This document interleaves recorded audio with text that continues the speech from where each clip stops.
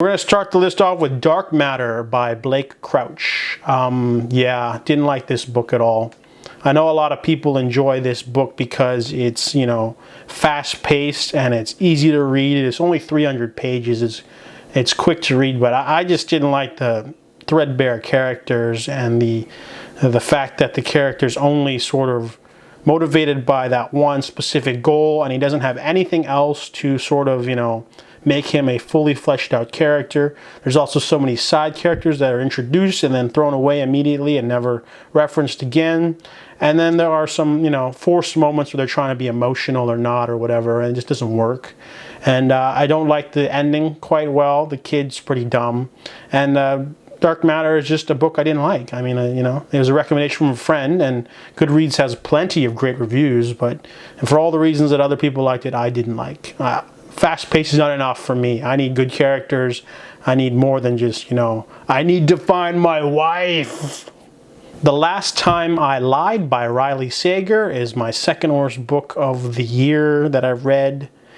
This book just didn't work on so many levels. I mean, it's the second book, I think, of the writer. I didn't mind Final Girls, the first book, but the writer, this book just doesn't even make sense on like just a basic logic level. It tries too hard to have like these big plot twists and reveals, but then when you bend your plot over backwards so much that it just starts to lose sort of, you know, reality, it's over, you've lost. And this book, they're trying to make this to be like this sort of big mystery about these three girls that disappeared at a campsite and returning to the campsite, and they're trying to make this like this big thing. And then we find out there's not much reason for that, and they try to throw some red herrings at you, but nothing works in this story. And even worse is after they have the big finale, they try to throw in another twist and, you know, kind of like, you know, turn the, you know, screw a little bit more, and it just doesn't make sense even more. And you're just kind of sitting, I was just sitting there with my jaw on the ground at how stupid it was. So I just didn't enjoy this thriller. It wasn't thrilling, it wasn't scary, it didn't make sense. If you want a better novel, check out Lock Every Door by Riley Sager, the new novel. Winter Kill is another one that I didn't quite like. It's a young adult novel about Emmeline. She is a young teen with a stigma because of something her grandmother did. She lives in this pioneer-like village, and there are creatures that come out at night, and they have to like sort of defend the fort. It's kind of like The Village. And every year the priest happens, there's like this big winter that like freezes everything, so she has to make sure that, you know, she's a good person and she saves up, and the whole like sort of community like saves up food and everything. And they're sort of going over her backstory, and there's these guys that have power, they're like judges. And I think the reason why this book sucked is because it tried to, same thing, it tried to held back on its like its actual like its own like ferocity. You know, they have this like weird Twilight romance crap where she's like, oh, there's that boy, like he's not wearing a shirt and he's playing basketball or hoop ball with the others, and oh, he's so sexy. And it's just very cringy. And then of course, you know, they have the random violence at the end of the book, and then they mention like cool people with powers fighting invading forces, but that's not in this book. It's in a sequel, and that sounds intriguing, but I don't want to read another book like this to get that. So I felt the Winter Kill was really underwhelming. All right, the fourth worst book I read was First Cosmic Velocity by Zach Powers. This is his debut novel.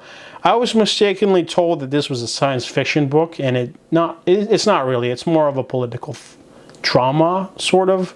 It's about basically the Soviet space program finding twins when they're young, training them to be astronauts, so that if they send one twin on a space mission and they die, they can lie and be like, it's okay, he came back, see, I have the proof, this is an astronaut. So it's about like multiple sets of twins, and after a space mission goes awry and they lose the other half, they have to finally step up and pretend to be the other half.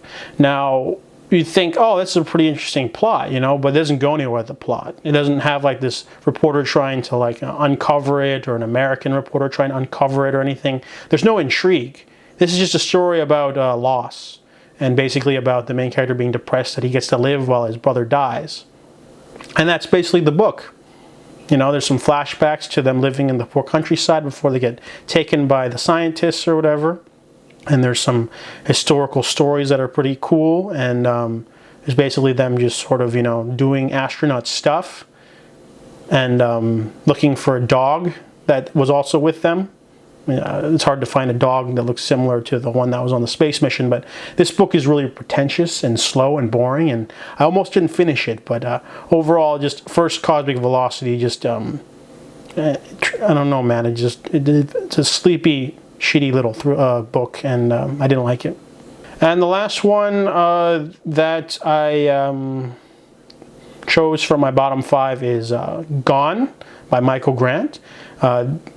People have praised this book series because it's kind of like Lord of the Flies meets Under the Dome meets X-Men, which sounds pretty cool on paper. I mean, basically this giant dome covers a chunk of California, and anyone like over 15 dies. So all the kids are trying to take care of other kids. Some bullies are trying to, you know, amass power. Some people get powers themselves, and all the parents have disappeared. So there's kind of like anarchy, pecking order, bullies. But the problem with this first book is that, I know there's like 9 of them in the series, but the first book just has too much plot. There's not much in the terms of character development. Characters have powers, but they don't really like do anything with the powers. It feels very surface level, you know, like main character, he's got fire powers. He doesn't want to be a leader, but they want to be a leader. By the end of the book, he's the leader. That's his arc. And that's kind of like, that's not enough. I mean, like, that's like threadbare, you know? I mean, if that's supposed to be his arc for the first book, what is his arc for the other 8 books, you know? Like, what other problems are there going to be? And there's like, you know, different kids with different powers on other sides, like a bad boy kind of like rivalry kind of thing going on, but I just couldn't get into it. And there's a lot of, you know, action, you know, people with powers, weird powers, you know, like this guy's like a rock creature now, and like this kid's got like extendable arms, and, you know, they just throw stuff around, you know, and it's like not that interesting. And yeah, and then so because the first book was so underwhelming, I'm not going to read any of the other 9 or so. I mean, some people say they like these books. Stephen King said it's enjoyable, but I just couldn't get into it. Not enough going on, really. I mean, I felt like the book was also holding its punches. It wasn't like there was no big character deaths or anything or major events to make you go like, ooh, I can't wait to see what happens in book 2, you know.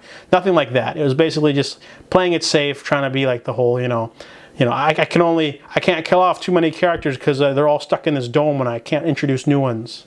So those are my bottom 5 reads of 2019.